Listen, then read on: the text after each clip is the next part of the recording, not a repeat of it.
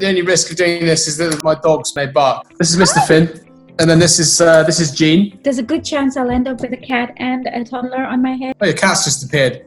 What's the cat called? It's behind you. Mila.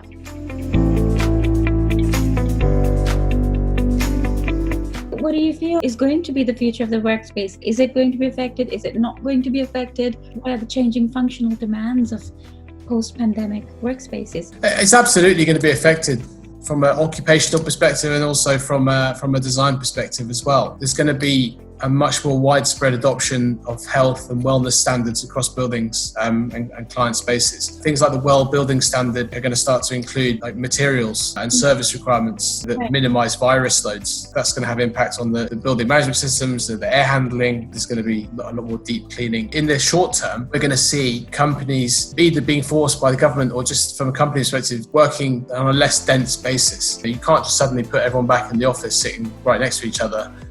Because that have a negative impact. There's going to be rules introduced on spatial and social distancing in the workplace, and that's going to require modified design to allow reduced occupancy. Till the end of this year, it could be a 30 or 40% reduction for an open plan office layout. There's probably going to be an adoption shifts to contain virus outbreaks, but also enable businesses to carry on operating. I think you're not going to see huge meetings. Virtual meetings are going to become much more of the norm. It's going to fast track the adoption of remote working and investment into collaborative technologies, whatever companies decide that they want to use, and that's going to have an impact on the size and on the design of offices. It's interesting and weird at the same time. When the lockdown started and people had to scramble for avenues to communicate virtually, and people managed, as is human nature, we adapt. There was a lot of talk that maybe there's no need for that kind of real estate space. Maybe after this people are going to learn to work from home. All kinds of thought processes were emerging from this.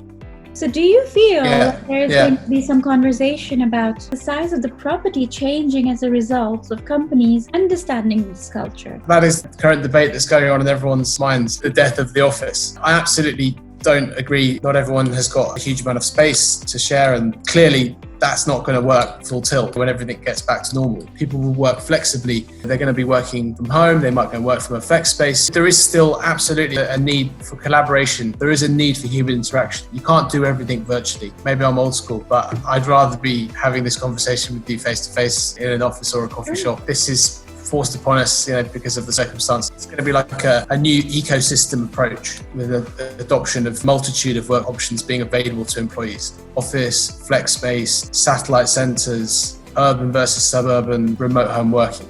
The current consensus that we would say is that there's going to be a rebound in the global economy in the second half of this year. The impact and aftermath of COVID-19 is definitely going to change the way of living and working, and it's going to lead to new operational models. It's tough now, but it's going to get better. We're staying positive.